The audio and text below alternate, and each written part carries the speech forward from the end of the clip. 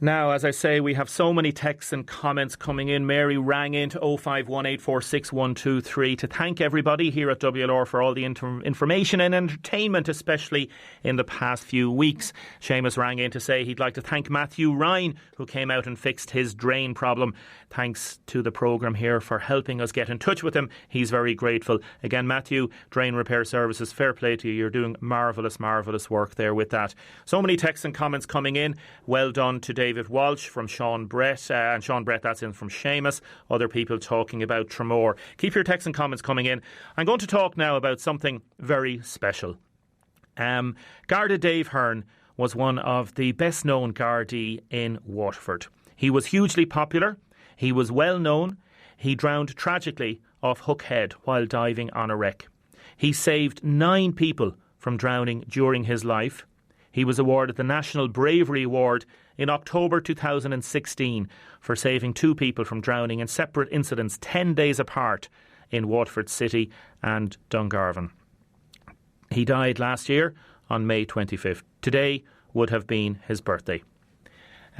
We haven't had anybody on the programme to talk about this because I suppose emotions have been so raw over the last 6 months. But today we're going to do a little tribute, a special tribute to Garda Dave Hearne. Maeve Hearne Russell, good morning. Good morning to you, Damien. How are you all down there in Waterford? I'm good, thank you. How are you? Sure. Not too bad. It's a tough day for everybody. I'm up here in Artane in Dublin, so it is a bit strange not to be able to be at home, not to be able to see Barbara and the children, not to be able to see my mum and dad and my sister and my brother, and for us all to be together. But, this is a lovely tribute, Damien, and thank you for giving us offer. Not at all. You are Dave's sister. Tell me a little bit. Correct. Tell me a little bit about Dave first. Tell me what was he like growing up? Well, one word to describe him would be a devil skin. David was born on the 8th of April 1972. He came 10 months after my parents had lost their first child to a cot death. So Carol was born in January 1971, and sadly he died of a cot death in the summer of July 1971. So David was absolutely a blessing, and he was a total blessing to Mum and Dad when he arrived. They could tell many stories about him. When he was 2, he did, I don't know if a lot of people will know this, he did have a little thing where he went on a little stroll one day and he was bored waiting on Dad, who was fishing at Bag and Run. And David decided he wasn't going to wait, and he strolled home. And Maura Foley at the top of my parents' road, Maura brought him down to Mam while Dad discovered he was missing. And that was just the start of David being a devil skin. So, he was hell for leather from the word go. Yes. He was very precious, and what can I say? He loved the sea, he loved the water. We were born on the Quay Road. We were born at home. Our father was a fisherman, and before we could walk, we would have been at the sea. We spent our childhood beside the sea, and Dad then being area officer for the Coast and Cliff Rescue locally, we had an awful lot of exposure to tragedies at sea, and, we'd be involved in different ways and being around, and David loved the sea. He also would have been one of the first people to enrol in the swimming and life-saving course that was run and feathered by the Irish Water Safety Association. Every year this was taught locally when we had a swimming pool, and if not, it was down on the quay and feathered. He went on then to be a beach guard in Duncannon, and in 1991 he was there, and he got coached, as it was, by Dad, and he ended up being the beach guard, or the beach guard in charge, I think was what it was. And then during the summer of 91, he unfortunately assisted with the recovery of a schoolmate from Ramsgrange Community School who had been lost that year. So that was David's first exposure to a death at sea, to somebody that he knew.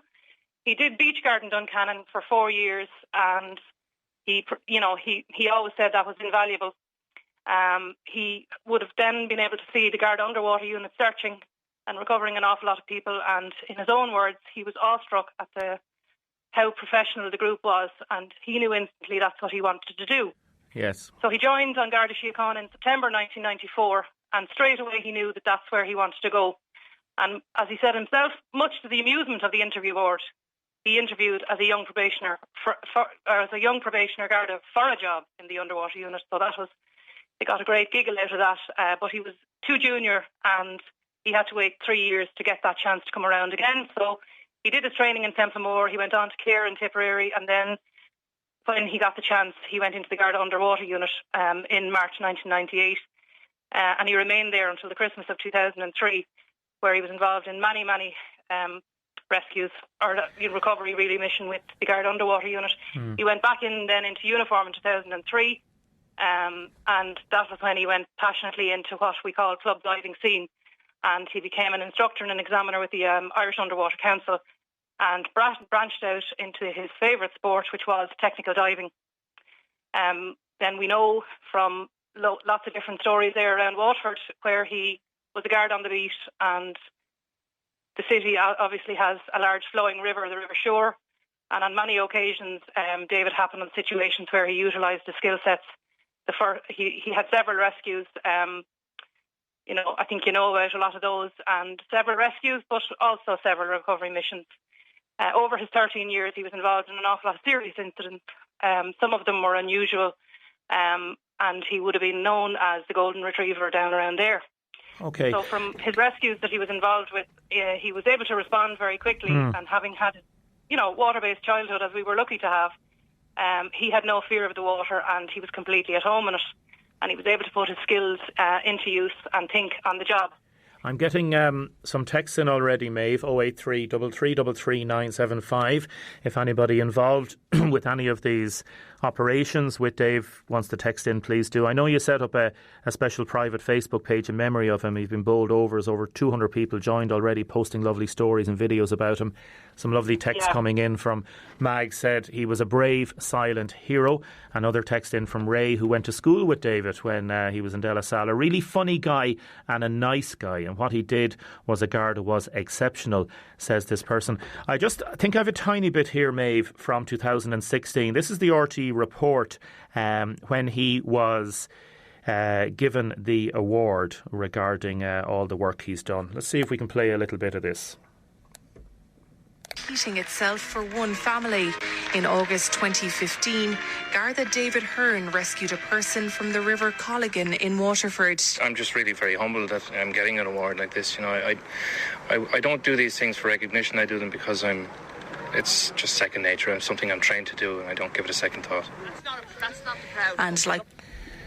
He didn't. He just saw it as his job, didn't he, Maeve? He just felt that's his job, and that's the way to do it, you know. And to quote my mother there, Damien, what she would say about the whole thing is David was so humble, and it was after he died and afterwards when all of the letters, cards, phone calls, messages, emails, books of condolences, when all of that stuff came in, we were bowled over by the things we knew, but also, not just about that, but the things that we didn't know. People came forward with all sorts of stories of stuff that he had done, and we were just like, gee, he never told us that, we never knew about that. But that was what he was, a humble person who didn't feel that need to, tell everybody what was going on. Whether, it wasn't just because he was a guard. Yeah. It was the makeup of David. Now, I think I still have Maeve on the line. Are you still there, Maeve?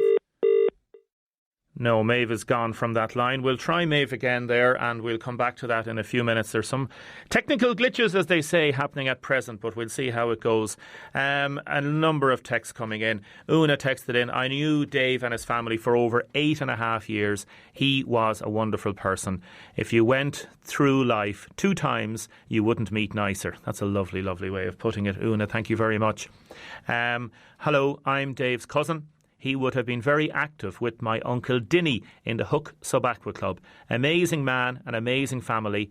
Love and best wishes to Declan, Gemma, Barbara and Maeve. And I know Barbara is probably working this morning, and that message was in from Joe Lawler, and a special message from all the people that are involved with that. We might come back to that a little bit later, because we want to see what's happening in terms of those phone lines, and we wanted to talk to Dominique Hearne Codd, who's a cousin also, and also to Denny Lawler as well. So a lot of people texting in about that. People texting in about the weather as well. Damien, you need sunglasses in Ballysaggart. It's so sunny at the minute. Eleanor in Old Parish has texted in, a beautiful sunny morning. It's been sunny here all morning, says Eleanor. As I said, there has been pockets of sunshine breaking through. Patrick has texted in. Here's an interesting one. I'm a tradesman on lockdown here in the city. All the building sites are shut down or supposed to be shut down. We're entitled to the payment from the government. But the amount of people working away at some houses in certain parts of the city is disgraceful. And some of these people own their own houses. And the people that own these houses should be ashamed if they're getting other people to work. Am I a fool to obey the advice? So if you're a tradesperson out there, if you're working away, are you supposed to be doing it? It's non-essential, what the government was saying. Let us know. And if you're a tradesperson that is not working, that's obeying the restrictions, are you angry when you see other people working away like that? Good morning, Damien. You were talking about people going to mobile homes at the weekend. I have a mobile home in Tramore. We're told that the park is closed until further notice. Also, if the owners of these parks didn't turn off the electricity and water, people wouldn't be able to go. There's an interesting one. Damien, can you find out if people have come down to Pebble Beach or to other places? Should they be sent home? Should there be Gardaí at the front gates? Another texter, people should use their common sense and stay at home regarding these restrictions. Regarding WIT, don't forget the difficulties lecturers are facing. I've colleagues who have 4 children under 7 and those who are caring for elderly parents. This is also a time where students who might have attended lectures irregularly are demanding extra help. It's not easy for many of us. That's something that has come up in the last while. The idea that there's problems. The idea of working from home might sound great in some respects, but it also has a big issue that some people find it very difficult because they're child-minding as well. And as that person said, they're also caring for elderly parents. Damien, too many over 70s are still going out. Another texter, these new restrictions is not the way Ireland works. Gardaí should be able to monitor people without turning us into a police state. This might bring more fear and more stress levels all the time. Another texter, I'm a student of social care in WIT third year. I've been taken off placement due to COVID-19. And now the regulation body of social care in Ireland, they're adamant that we need placements to complete if we want to pass third year. How is this going to happen, or what's going to happen here, says this texter. I don't know. I just don't know. I didn't get a chance to ask Willie that. Regarding the fines, I think that 1,200 or 2,500 is too big a fine. The fine should just be €200. That'll be enough. People are in hard times already. Texter into our WhatsApp. Regarding Dave Hearne, RIP to Dave Hearne. I remember Dave when I was in Waterford City River Rescue, and he was a credit to Waterford and all the rescue services in Waterford. I think we've got Maeve back on the line there now. Hello, Maeve. There. You're back there, and I think we also have Denny on from the Hook Sub Aqua. Are you there, Denny? You are? Yes, I'm here. Yeah. I don't know if you heard any of the show earlier, but we had Maeve talking about Dave and about his love of the water and his love of people, and just the fact that he, I suppose, felt he was doing his job when he was saving people. Your personal memories of Garda Dave Hearne, Denny? Gosh. My memory goes back a long ways. I remember when I can remember when he was born, even. But my first memory of him in the water was when he joined the junior snorkeling section of the Hoop Club back in 83, 84. And you could see then he was like a fish in water. He just loved it. And then I didn't meet him for a number of years. Well, I did actually. What a lot of people probably don't know about Dave is that he was a very confident musician. Played guitar, but he played the organ absolutely beautiful. But he's no passionate whatsoever. He just, it's okay. So that's what I do. And then we rejoined both. I was away for a while, and so was he, and we both rejoined the Hoops Tobacco Club in 2010. And through all that period, it's just so hard to pick out a moment that stood out more than any of the rest. He was, I suppose, to put in a nutshell, I would always describe him as a lovable rogue. He would get into all kinds of blackguarding. He would lead people. He'd walk with a funny limp and you think he was half crippled, and then he'd jump into the boat and away we go. He was just full of humour and really fantastic. But as well as that, what he did overland was wild and continuously acting as a maggot and playing around and having a great time. I dived with him on many occasions, and when he went on the water, he was like a guy going to sleep. He was just fantastic, and he forever was watching and making sure his buddy was okay, and we had great times together. You know, it's really impossible to pick a particular moment where one stands out more than the other. He was just a fantastic guy. We just miss him. Everybody misses him. We in the club miss him something terrible. He was just at the head of everything, especially if there was a bit of blackguard involved. Denny, keep listening to the programme. I'm going to have to try and get Breed on the line, so if you can keep listening to the programme. I just want to bring in Maeve now. Is that okay? It's lovely to talk to you again, Denny. Thank you so much. Denny Lawler from the Hook Sub Aqua Club there. Maeve. Yeah. It's hard to believe that he's gone. It's hard to believe, as I say, I knew him not as well as so many people, but I knew him relatively well, and his son would have been in the same class as my son in the Gaels School as well. Today would have been his birthday. The memories that are coming up now on the Facebook page and people talking about him, it's beautiful, isn't it? Gee, you know what? It's just unbelievable because he touched so many people, as I said before, people that we knew about and people that we didn't know about. The stuff that's coming in is just unbelievable. I've got messages on Messenger and different things from people saying, hi, I'm whoever, and I just want to tell you this.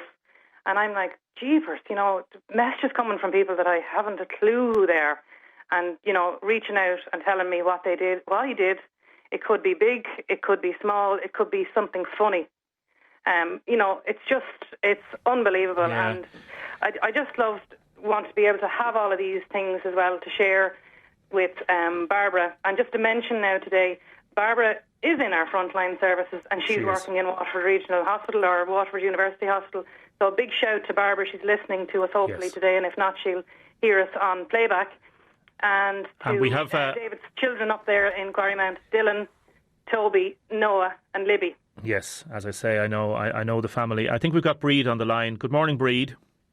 Morning, Jamie. Morning, everyone. Breed, a very, very difficult time for you, the family again. Today would have been Dave's birthday. He was a man that enjoyed the celebrations as well and the crack, and we've heard some lovely tributes to him this morning from Maeve and from others. What's your thoughts this morning? I was grand until you played the clip of I hadn't heard his voice since he died. Yeah. And I'm terribly sorry. I'm probably just a little bit too upset to talk to you now. No, okay, that's okay. Okay, listen, we'll let you go and compose yourself, and thank you so much, Breed. But you want to, I know, Breed, you want to pay tribute to everybody. You just want to say thanks to all the love and support people have given, isn't that it? People have been phenomenal. Yes. It's wonderful to know that he was so loved and so respected widely. And so many of his colleagues, you know, it's not something that they can share. The nature of his work was very private, and obviously they can't be here to chat about the things that he got up to in Ballybrick and other places on a motorbike on the M7 or anywhere else. But we do appreciate all the stories that they've shared and all the funny things that we've heard that maybe we need to be told not to repeat, because there are many and varied. I was just listening to Denny talking about how irreverent he was, how much of a messer he was. It reminded me of when we were very young. Denny mentioned he used to play the organ. He did. He played the organ in Templetown Church, and he was unrelenting in messing every Sunday. Unfortunately, I hope there's no parishioners listening, and they'd be disgusted to know that the very serious leak in the ceiling or the roof of Templetown Church wasn't actually a leak. It was, he used to be able to do this thing with the side of his cheek inside his gum where he'd flick his finger on his cheek and it'd sound like a water droplet. I can't do it. Decky can do it. But he used to do that. And the other thing, God rest him, Canon Myrna, used to blow his nose into the microphone, rather close to the microphone at that, and lift the church. And David used to do the same thing, just for a little bit of skit. And we were all on the gallery, up in the heights of the church, where we couldn't be seen behind the balcony rail. So we always had to drop and roll like soldiers, because everyone would turn around and look up, and we just had to pretend we weren't there. But that was the type of thing that he did, without intending, obviously, to be disrespectful to anybody's faith or anybody's. Of course, yeah. He was a wonderful character. Yeah, full of mischievousness. Yeah, some people texting in the two river rescue groups in the city here texting in saying he did so much. A lovely text from Darren Doyle regarding the harbour, and said this is a lovely tribute to Dave, a real genuine decent guy, a character we all had a great laughs in De La Salle. When we were supposed to be studying, we'd be having the crack as well. So that sort of fun element to him, Maeve, was just part of him, wasn't it? It was just it made him. Oh, listen, we could tell you some stories, but Breed, that was a really good recollection of the gallery in Templetown. All right, we did a lot of dropping and rolling. That brought back a few memories anyway, and a good laugh, and I can see he's having a good laugh up there. Do you know, I think he had something to do with the phone line crash. I think he might probably did. He'd be saying, what in the name of God are they going to say next? On a serious note, Damien, as well, to mention there, because we know we might forget, we want to say a big shout and a big thank you to all of the rescue services. First of all, to David's colleagues in the Hooks of Aqua Club, who looked after everything on the day that we lost David. That has to be the first thing we have to say. So the Hooks of Aqua Club, those that were on the boat on the Hook 250, David's Garda colleagues in Ballybricken and the underwater unit, we have to say a big shout out to the Coast Guard Rescue 117. There was a team there that day. There was actually two sets of people in the helicopter who looked after David, and Adrian O'Hara for mention, firstly because he stayed with David during the whole process of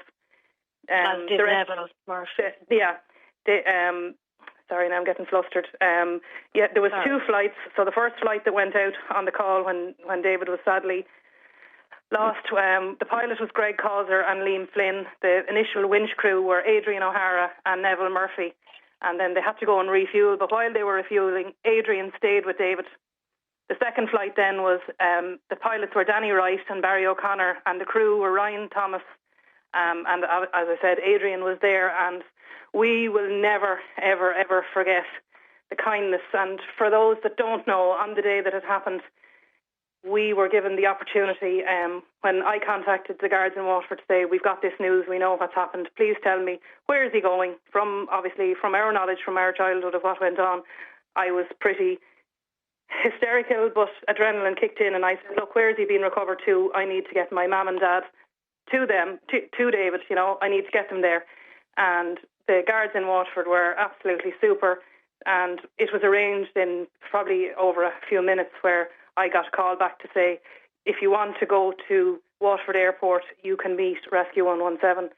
And that was horrific, but you know what, we were so privileged to have got that time to be on the ground to see that final flight, which was horrific, but yes, we got him back, and we got to stay in the hold.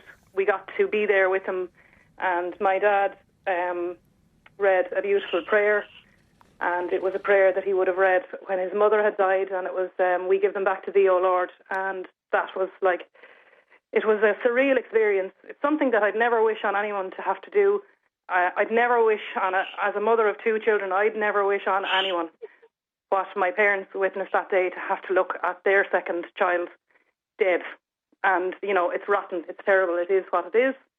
But just a big shout to the crew on 117. And to all the people you've mentioned there, I agree wholeheartedly. The boats, the local fishing boats who all scrambled to go out when that call was made, that there was, a situation of somebody dead and others unknown. What was the story? We have somebody dead, and we have other divers in the water, and we know from our experience at home, listening to a VHF, the absolute anguish of God. Are they all right? There's three or four, whoever many were in the water. Where are they? And it took them some considerable amount of time to resurface, because they would have had to do, anybody that knows about diving or doesn't know, they would have had to do their decompression stops and to come up. And they were between 48 minutes and an hour resurfacing. So when David came up, there was a boatman on the boat and he dealt with that. But there was also 3 more lads in the water and he didn't know what was going on in the water. So a huge, huge shout to Hooks of Aqua Club.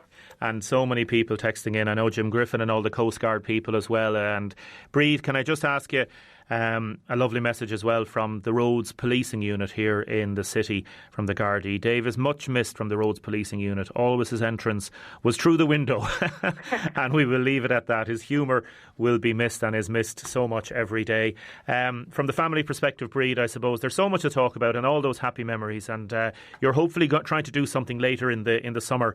Obviously, would have been able to do it now next month or in May, if the COVID thing hasn't here. But you'll get together at some stage and do this formally, won't you? We will.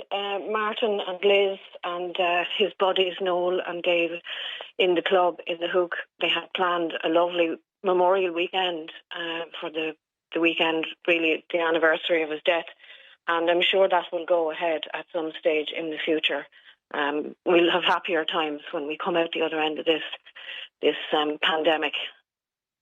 Very well said. Listen to Maeve, Breed, Barbara, all the family, all the Hearnes. God bless you and mind yourselves, okay? Thanks a million, Damien. And thanks to Julie as well. Thank you very much. Not at all. Julie, our producer, helped put that together, helped get the tribute going on that, and it's something very important that we wanted to do, and we had been in touch with Dave's family last summer and it was obviously still very raw, so it's an honour and a pleasure to remember him in whatever way we can today. Now I'm going to talk to Dermot Good in a second regarding health cover. A lot of people querying about the difference now with private health insurance and the way situations are changing in hospitals. So if you have a question for Dermot from totalhealthcover.ie, text me please 083 3333 975. Text or WhatsApp or call Audrey on 051846123. Derek texted me to say, I can only say one thing. He was a gentleman, Dave Hearne. If ever there was one of the nicest fellas you would ever meet. And other people texting in about that. One thing on the economic hardships and about builders. Some people text her in, he's a builder himself and he thinks it's very bad if some small builders or some contractors have signed up for special payments for the self-employed and they're continuing to work. They shouldn't be doing this. Another texter, he's a painter, he's staying at home with his family, but he's still getting calls from people to come and paint their houses. And when he tells them, no, not until this is over, they get offended and ask me why not. I feel like saying, are you for real? Some people are still ignoring this and think it doesn't concern them. Thank you very much for that. So a lot of texts coming in about these new restrictions. Dermot, good morning. Good morning, Damien. Thanks for taking our call. How are you keeping? Hanging in there now, I suppose, like everybody else, just hoping we'll get over the worst of this soon and we might get back to normal. But look, we're not there yet, unfortunately. No. We got a text in yesterday from an old age pensioner. He's private health insurance. His name is John. He was booked in for a procedure on March 21st, but this was cancelled, obviously, with the current situation. He's now received his renewal quote for his insurance, which has increased in price. But he's wondering what's happening with the private health insurance sector at the minute. As we know, the private hospitals are being made available for the crisis, but this means that no private procedures are taking place at present. So just explain to people, you're with totalhealthcover.ie and there's a lot of information on that. What is the situation regarding this? Yeah, so I'll tell you exactly the latest state of play in this, Damien. So the insurance companies met with the HSE and the private hospitals last Wednesday. And what the insurance companies are trying to do, basically, is they're trying to get a handle on, look, what claims will happen in the next 2 to 3 months and what claims, let's just say, won't happen. Because what they're trying to do is once they can quantify the savings, and in fairness, they've written to all their members, all of them, and they've put it on their websites, and they've basically gone on the record to say that if there are savings, definite savings for the industry, they're going to pass them on to consumers. The problem is right now is there's not clarity on that just yet. I mean, we're dealing with the insurance companies every day. They had to map out various scenarios for the HSE. Like, for example, Damien, now people mightn't realise this, claims for public hospitals. So anybody who goes into, let's just say, any public hospital and treatment is still ongoing there, once it's non-COVID related, the claims will still come in. €80 per night for a public patient, or if you have health insurance and you sign those forms to say you want to use your insurance company will get charged €813 per night. So that's not changing. Private maternity, private psychiatric, mental health services, addiction services, private paediatrics, all those claims are still going to come in.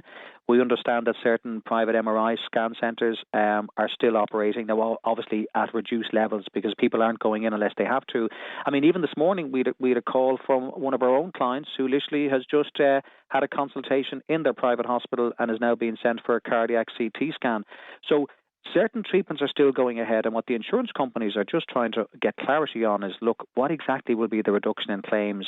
I expect there will be an announcement from the insurance companies early next week, and that will be to all their members, hopefully confirming maybe some reductions in premium. And also, I think what they're going to announce as well, Damien, will be concessions for what we would call distressed customers. So anybody right now who unfortunately has been maybe temporarily laid off, or who maybe is on reduced hours, or maybe is being made redundant or whatever, and they're wondering can they afford to continue with their cover, we would advise them maybe wait till next week until we see the concessions from the insurance companies. But notwithstanding that, you should engage with either your broker or with your insurance company to see can you reduce your costs substantially. And Damien, there's loads of tactics, by the way, all of your listeners can employ to reduce their cover but still keep some semblance of cover in place. And we would say to people, look, unfortunately, some people may have to cancel as a result of this crisis. We would say to those people, look, make that your last resort. Try and see what other measures are available to you first, and hopefully you can maybe keep some semblance of cover in place. So we're not quite there yet with the insurers. No, you were not, yeah. And you talk about distressed callers. Joe has just texted me in to say VHI has gone up from 125 to 150 a month for me alone. I queried it, asked why services attend available with private cover. I think a hike at this time is disgraceful. Another person has said, a question for Dermot. I need to take out health cover for 2 adults and a 5-year-old and a 1-year-old, first time insurance. Should I do it now or should I wait to see what happens over the next few weeks? And is there any good corporate plans available? Well, what I'd say first of all now, Damien, to John, okay, if John's premium has gone up by €250 or whatever over the year, John needs to get his cover reviewed, because it means he's now close to €1,500. I mean, there are very good plans out there right now that are around €1,100, €1,150. There's also what we would call good mid-level plans that are $965. So there's a couple of levels below that as well. So I would say to anybody in John's situation, notwithstanding this crisis right now, but if they see that kind of jump in their premium, get your cover reviewed, because the likelihood is there's other options there that might give you similar cover at a reduced premium. That's the first thing. For the person who's thinking of joining, you see, and this is really, it's a personal choice for everybody. If they can afford to still proceed with cover, Damien, I'd advise them to look at doing it. And I'll tell you why. Because anybody who joins has to serve a 6-month initial waiting period where you have no cover for the first 6 months. That's the same with all the insurance companies. So by joining now and getting that 6 months out of the way, then effectively they'll be on cover. Please God, we'll be well past this in 6 months' time. And by the way, accident cover is immediate. So if somebody has a fall or an accident or a stroke or something like that, if accidents only, if they're brought into public hospitals, they will be covered straight away for accidents immediately. So it's one of those ones, look, I mean, there's very good plans right now in around, like for that person who's thinking of joining, 3 very good mid-level plans. Irish Life Benefit Plan, $965, VHI 1 Plan 250, which is $926, and the Leia Healthcare Essential Health 300, $997. They are really, really good, let's just say, mid-level plans. And, that still give you cover for the likes of the regional hospital, or let's just say Whitfield or the Bonds and Cork and all those hospitals. So we would just say to people, you see, I don't want to be too negative on this now, Damien, but just think of what's happening right now. Thousands and thousands of people who were supposed to get procedures done in the public hospitals, they've all been cancelled. And naturally because of the COVID-19 crisis. That means, please God, in 2 or 3 months' time when we're past this, those thousands of people will have to go back on that waiting list. So the waiting list that were close to 600,000 before this, they will be way in excess of that when we're beyond this. And that just means the importance, I suppose, of having some private cover there so that you can get treatment done quickly without being stuck on a lengthy waiting list.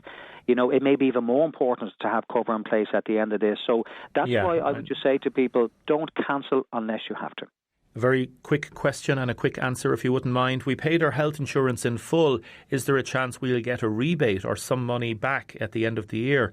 I'd say that's unlikely. Absolutely. Is it? No, I'll tell you what will happen here now. You think so, yeah? Well, yeah, see, what will happen is now, Damien, if they announce a respite in premium, they will announce it for the benefit of all members. So whether you're about to renew, whether you've already renewed and paid. So if, for example, for the next 3 months, if there's a €150 rebate or a percentage rebate or whatever for every member, it will apply equally to every member. So anybody who's paid up front or already renewed, if there's any concessions coming through, they can't be disadvantaged. So everybody will benefit. The question is, what, I suppose, wriggle room the insurance companies have to pass on discounts, and that's what I was on to them this morning. I mean, every time they think they have a solution, there's another complication. They're just trying to get absolute clarity, so whatever they pass on, it is a definite permanent saving. So we just have to maybe hold fire just for the next few days, and hopefully early next week we'll have absolute clarity, and then consumers can see whether it suits them or not. Okay, listen, good advice. Dermot Good, totalhealthcover.ie. Thank you so much, Dermot. Thanks, good David. to talk to you. Mind yourself. And if you want to have or look at more information on that, totalhealthcover.ie. A texter has just texted in. Can you repeat the mid-level plans again, please? I can't, but if you want to go and check that website, you'll be able to find out. Hello to all the dedicated staff and the Little Sisters of the Poor looking after all the lovely residents there. Pat has texted in, Damien, that was a lovely tribute to Dave Hearne. A true gentleman, a friend to all in the Irish Coast Guard units in the South East coasts and beyond. Just on Dave again, says Joe. On a much lighter note, what about his puppet and the panpipes? He was such a joker and such a messer, but such a serious professional as well. Mary's texted in, I tried contacting Bus Éireann about the school transport rebate and got no answer. I'm wondering, are people doing, or what's happening there with that? Another texter regarding the restrictions. I saw Bishop Cullinane down in Tramore in the last few days. I'm just wondering, will this continue if he is living in Waterford City and if he is supposed to be within the 2 kilometre restrictions? I don't know. We'll try and get in touch with Bishop Cullinane and ask him about that. Did AIB refund the bank charges? If yes, when? Thank you, said Tom. As far as I know, they haven't, Tom. Damien, I'm stuck in limbo with no consideration for the global pandemic. Some people are still going out. This is a very difficult situation. People should remain and obey the restrictions. And we've got some other lovely texts coming in. Next, we're going to talk about animals. I'm going to be talking to John Kelly regarding Waterford animal welfare in a second. Firstly, some text. I'm waiting for a scan on my stomach in the Whitfield. I didn't hear anything from them. Another texter, I pay more than €2,000 a year for hospital cover and it's not good. Damien, can you please wish Shannon, I think it is Shannon O'Brien in Kilmeaton, a sweet 16 today from mum, dad and brother. Happy birthday. Good morning, John. Hi, Damien. How are you? I'm good, thanks. You're keeping well yourself, are you? No fear. Good. Waterford Animal Welfare. You've set up a GoFundMe page. Tell me a little bit about this, please, and why have you done this? I know Andrew with many years, and the way I look at Andrew, he gave myself, my family and my son 21 years of happiness. In 1999, we rescued a dog, a German Shepherd cross off him, and when my son was 2 then in 2009, we rescued a Westie cross off him, and sadly there on the 4th of February, we had to put down the German Shepherd cross. He was 21 years and a month old due to ill health, and then the Westie cross I had, she wouldn't eat for nearly 2 weeks. She was pining mad, and they can get very sick. They can actually die when she just missed the other dog so much. So I got on to Andrew again, and I rescued another beautiful 16-month-old German Shepherd. And thanks to Robbie in Cove, because that was the guy, he couldn't mind her. He was in an apartment. He looked after her very well. So beautiful dog. And I was talking to Andrew, and due to the COVID-19 pandemic, they had to shut down their shop on the Quay, 114 the Quay. That was their charity shop, which is their main fundraiser for what they do, which had a dramatic effect on funding for them with fuel costs, food for dogs and whatnot. So, and everything Andrew does is free. They don't make any money out of it. It's all voluntary. And it's just amazing. Andrew goes 24/7. I mean, there a few weeks ago at 11:30 one night he was rescuing a fox, and the other day he was rescuing a swan. It's domestic wild animals. the empathy he shows for animals is just second to none. So I just thought I'd set up a GoFundMe page to help him, and in 3 days we're up at €906, and we're trying to just, get as much funding for him as possible. And I was reading something there on the internet the other day, which to me explains Waterford Animal Welfare and Andrew to a T, and it's from St. Francis of Assisi. And it says, if you have men who exclude any of God's creatures from the shelter of compassion and pity, you will have men who will deal likewise with their fellow men.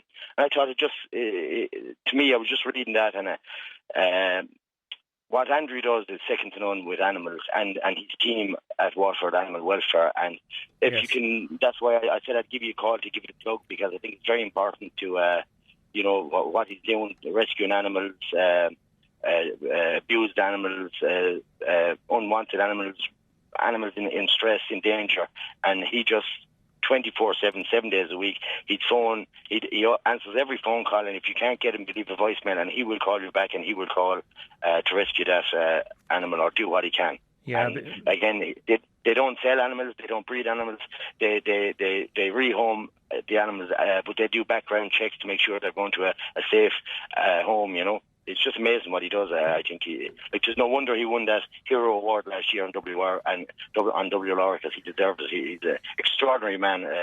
Great time for him. Yeah, and it's a lot of people have been in touch about animal welfare during these times as well, because animals can be forgotten about in some respects as well, and neglected in other ways as well. So you've put the case very well, John, there. Yeah, it's just so important that people look after themselves and their animals during this time, isn't it? Yeah, and exactly. And if anyone wants to it's all safe, so nobody has to worry. GoFundMe page is very safe. You type in your credit card details, you fund whoever's large or small, every bit helps, and it's on Waterford Animal Welfare Facebook page. And if you go to www.Waterford Animal Welfare, their website, the GoFundMe page is on that as well. So every little bit helps. And if there's anyone out there can help in any other way or volunteers, it's very important. And just can I mention, just on a separate note, in Kilmacthomas, I'm from Kilmacthomas, and the Greenway, we have a fabulous amenity and the park. In the last few weeks, months, I've noticed the amount of dog poo that's in the park. Cumber Veterinaries, Danny's Food Store, and the library, I believe, hand out free poo bags.